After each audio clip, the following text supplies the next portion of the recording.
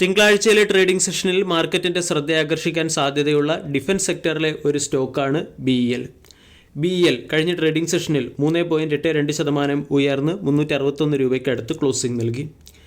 BEL എന്ന stock തിങ്കളാഴ്ച മാർക്കറ്റിൻ്റെ ശ്രദ്ധയാകർഷിക്കും എന്ന് പറയുന്നതിന് പിന്നിലെ പ്രധാന കാരണം കമ്പനിക്ക് 572 കോടി രൂപയുടെ ഒരു ഡിഫൻസ് ഓർഡർ ലഭിച്ചതിൻ്റെ പശ്ചാത്തലത്തിലാണ്.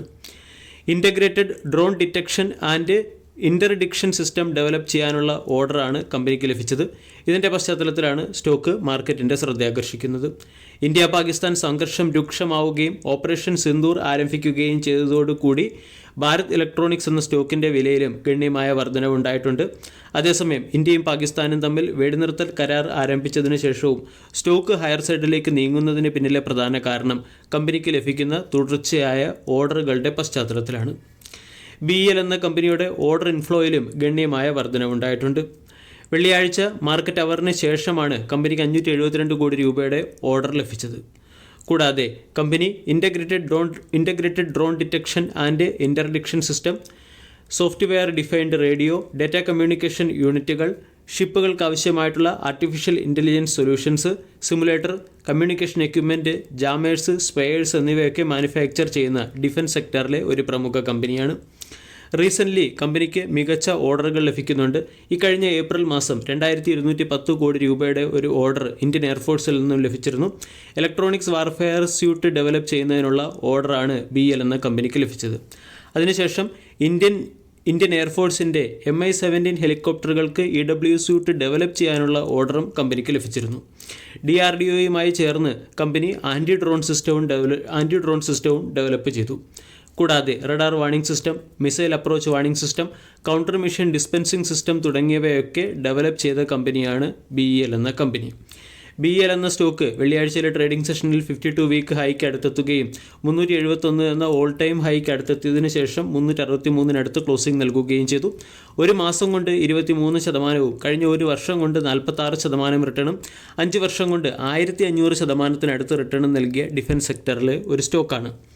ഇനി ചാർട്ട് പാറ്റേൺ നമ്മൾ പരിശോധിച്ചാൽ ഓൾ ടൈം ഹൈക്ക് അടുത്ത് സ്റ്റോക്ക് ട്രേഡ് ചെയ്യുന്നു. ക്വാർട്ടർലി റിസൾട്ട് വരുന്നതിന് മുന്നോടിയായി സ്റ്റോക്ക് ഓൾ ടൈം ഹൈക്ക് അടുത്തേക്ക് എത്തിയിട്ടുണ്ട്. ഈ സാഹചര്യത്തിൽ ഫ്രഷ് പൊസിഷൻ അത്ര അഭികാമ്യമല്ല, കാരണം റിസ്ക് ടു റിവാർഡ് റേഷ്യോ അത്ര ഫേവറബിൾ അല്ല. 340 മുകളിൽ ബ്രേക്കൗട്ട് വന്നതിന് ശേഷമാണ് സ്റ്റോക്ക് 370 വരെ ഉയർന്നത്. അതുകൊണ്ട് 340 എന്ന ബ്രേക്കൗട്ട് ലെവലിനെ റീടെസ്റ്റ് ചെയ്യാൻ സാധ്യതയുള്ള സമയത്ത് short time trading point of view കൃത്യമായ സ്റ്റോപ്പ് ലോസോടുകൂടി സ്റ്റോക്കിനെ പരിഗണിക്കാം. തിങ്കളാഴ്ചയിലെ ട്രേഡിംഗ് സെഷനിൽ മാർക്കറ്റിൻ്റെ ശ്രദ്ധയാകർഷിക്കാൻ സാധ്യതയുള്ള ഡിഫൻസ് സെക്ടറിലെ രണ്ടാമത്തെ സ്റ്റോക്ക് സെൻ ടെക്നോളജി ലിമിറ്റഡ് ആണ്. സെൻ ടെക്നോളജി 5% ഉയർന്ന് 1794 ക്ലോസിംഗ് നൽകി. 52 week low 893, 52 week high 2627. Zen technology എന്ന കമ്പനി കോമ്പാറ്റ് ട്രെയിനിങ് സൊല്യൂഷൻസും കൗണ്ടർ ഡ്രോൺ സൊല്യൂഷൻസും പ്രൊവൈഡ് ചെയ്യുന്ന ഡിഫൻസ് സെക്ടറിലെ ഒരു കമ്പനിയാണ്. പ്രത്യേകിച്ചും ഡ്രോൺ സെഗ്മെൻറ്റിൽ എക്സ്പോസറുള്ള ഒരു കമ്പനി കൂടിയാണ്. ROE 21%, ROCE 36%, valuation 57.8.